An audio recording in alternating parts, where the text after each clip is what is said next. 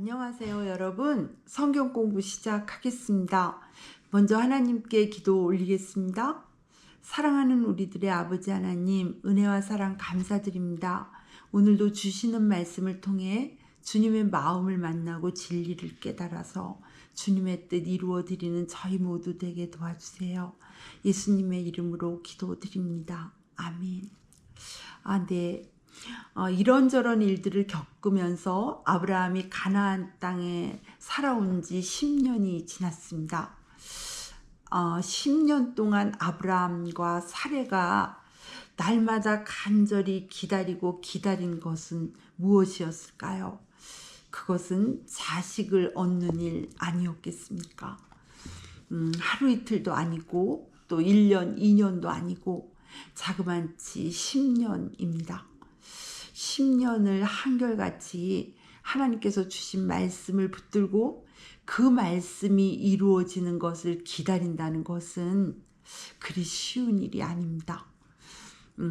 그것도 아브라함과 사레에게 하루하루 1년, 2년 하나님의 응답이 늦어진다는 것은 현실적으로 하나님의 말씀이 이루어지는 일이 점점 불가능을 향해 가고 있는 일이었습니다. 사레도 아브라함도 점점 늙어가니 말입니다. 아브라함과 사레의 절박함과 간절함이 어떠했을까요?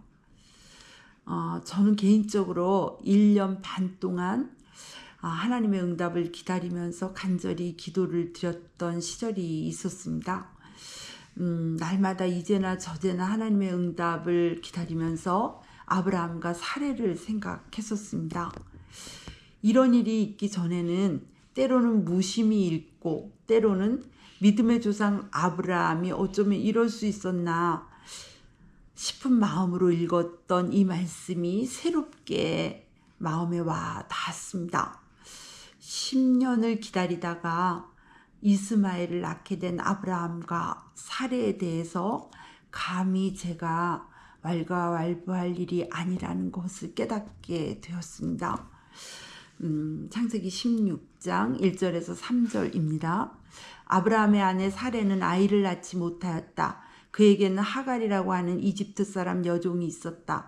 사레가 아브라함에게 말하였다. 주님께서 나에게 아이를 가지지 못하게 하시니 당신은 나의 여종과 동침하십시오. 하갈의 몸을 빌려서 집안의 대를 이어갈 수 있기를 바랍니다. 아브라함은 사레의 말을 따랐다. 아브라함의 아내 사레가 자기의 여종 이집트 사람 하갈을 데려다가 자기 남편 아브라함에게 아내로 준 때는 아브라함이 가나안 땅에서 살아온 지 10년이 지난 뒤이다. 아멘. 먼저 사레가 기다림을 포기하며 자신의 몸종 하갈을 아브라함에게 아내로 주었고 아브라함은 사레의 말을 그대로 따랐습니다. 아브라함과 사레가 하나님의 말씀을 완전히 무시하기로 한 것일까요? 그렇지는 않습니다. 창세기 15장에서 너의 자손이 저 별처럼 많아질 것이다 하신 하나님의 말씀을 아브라함이 믿었다고 성경이 증언하고 있습니다. 자손을 많이 주겠다시는 하나님의 약속의 말씀을 받은 사람은 아브라함이었습니다. 이때까지 사레는 아브라함에게서 이러한 하나님의 말씀을 전해 들었을 뿐 사레가 하나님께로부터 직접 약속을 받지는 못했습니다. 그런데 아직 사레는 잉태치 못했고 이제 사레는 더 이상 임신이 가능하지 않은 몸이 되었습니다.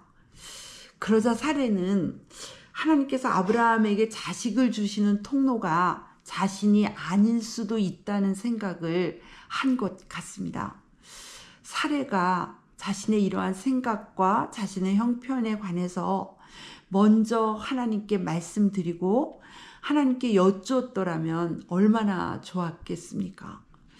그러나 사레도 하와와 같이 하나님께 여쭙지 않고 자기 눈에 좋은 대로 자기 소견에 옳은 대로 아브라함에게 자신의 몸종 하갈을 아내로 내어줍니다. 아브라함 역시 아담처럼 하나님의 뜻에 대해 진지한 고민과 또 간구 대신 사례의 말 한마디에 바로 하갈을 취했습니다. 우리가 사랑하는 사람이 만약 하와처럼 그리고 사례처럼 우리에게 하나님의 뜻이나 하나님의 말씀에 어긋난 제안을 한다면 우리는 어떻게 해야 할까요? 그가 원하는 대로 들어주는 것이 정말 사랑일까요? 그것은 둘 다 망하는 길이고 둘 다 죽는 길입니다. 그가 원하는 대로가 아니라 주님의 말씀대로 순종할 수 있도록 그를 막아서고 그를 돕는 것이 참 사랑이고 함께 사는 길입니다. 시편 1편 1절에서 2절입니다. 복 있는 사람은 악인의 꾀를 따르지 아니하며 죄인의 길에 서지 아니하며 오만한 자의 자리에 앉지 아니하며 오로지 주님의 율법을 즐거워하여 밤낮으로 율법을 묵상하는 사람이다. 아멘. 이어지는 말씀 창세기 16장 4절에서 5절입니다.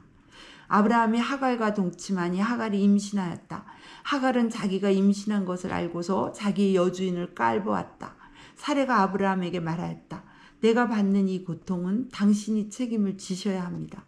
나의 종을 당신 품에 안겨 주었더니 그 종이 자기가 임신한 것을 알고서 나를 멸시합니다.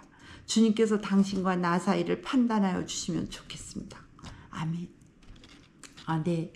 사례의 불신앙적인 선택의 결과는 먼저 사례 자신에게로 돌아옵니다.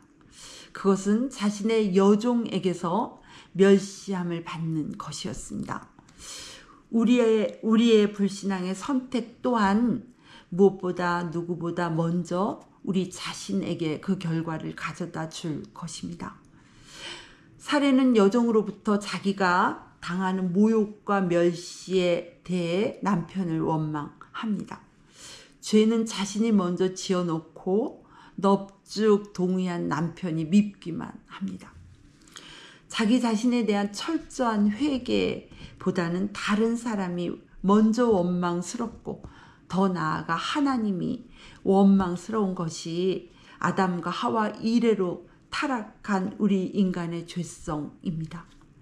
예수 그리스도 안에 있는 우리는 새로운 피조물입니다. 언제나 남을 탓하기 전에 내 자신의 죄를 깨달으며 하나님 앞에서 통회해야겠습니다. 남의 눈에 티를 보기 전에 내 자신 안에 있는 들보를 발견하며 애통해야겠습니다. 이어지는 말씀 창세기 16장 6절입니다. 아브라함이 사레에게 말하였다. 여보, 당신의 종이니 당신 마음대로 할 수 있지 않소? 당신이 좋을 대로 그에게 하기 바라오. 사레가 하갈을 학대하니 하갈이 사레 앞에서 도망하였다. 아멘. 사레의 원망을 들은 아브라함은 하갈에 관한 모든 권한을 사레에게 위임합니다. 이에 사레는 하갈을 견디지 못할 정도로 학대했고 하갈은 사레 앞에서 도망을 합니다. 이제 하갈이 잉태한 아브라함의 자식은 광야에 그 생명이 내동댕이 처진 채로 대책이 없습니다. 이 모든 불행과 고통의 원인에는 아브라함의 죄, 사레의 죄, 하갈의 죄, 그들 모두의 죄가 있습니다. 첩이요 종이긴 하지만 그래도 자신의 자식을 잉태한 하갈이 그 태 속에 있는 자신의 자식과 함께 죽을 수밖에 없는 광야에 내던져진 상태에서 아브라함의 심정이 오죽했겠습니까? 그러나 아브라함은 또다시 속수무책으로 가슴만 태웁니다. 그리고 다시 한번 아브라함은 하나님의 개입하시는 은혜를 입습니다. 하나님은 광야에서 죽을 수밖에 없는 하갈을 찾아가 살려내십니다. 아브라함이 너무나 원하지만 할 수 없는 그 일을 하나님께서 대신 해 주셨습니다. 아브라함을 불쌍히 여기시고 또 사레를 불쌍히 여기시고 하갈과 그 태 속에 있는 어린 생명을 불쌍히 여기심이 아니고 무엇이겠습니까? 아브라함도 사레도 자기 소견에 옳은 대로 행함으로 벌어진 일이었습니다. 그럼에도 불구하고 하나님은 기꺼이 그들의 문제를 해결해 주시며 책임져 주십니다. 오늘 말씀을 통해 특별히 아버지 되시는 하나님을 생각해 봅니다. 자식들인 우리는 사고만 치고 수습할 능력이 없습니다. 우리들의 아버지 하나님께서 우리들의 문제를 수습하시고 해결하시고 책임져 주시기를 그의 독생자 예수 그리스도를 십자가에 죽이시기까지 하시면서 해 주셨습니다. 우리에게는 이런 사랑의 아버지가 계십니다. 그렇다고 해서 우리가 계속 사고만 치는 자식이 되어서야 되겠습니까? 날마다 기도와 말씀으로 영적인 성숙과 진보를 이루어 이제는 우리가 오히려 하나님의 일꾼으로 충성해야겠습니다. 아멘. 기도하시겠습니다. 사랑하는 아버지 감사합니다. 오늘도 사랑의 우리들의 아버지를 만나고 그 아버지의 사랑 앞에 마음을 찢으며 주님을 기쁘시게 해드리는 자녀 되기를 결단하고 그 길로 나아가는 저희 모두 되게 도와주옵소서. 예수님의 이름으로 기도드립니다. 아멘.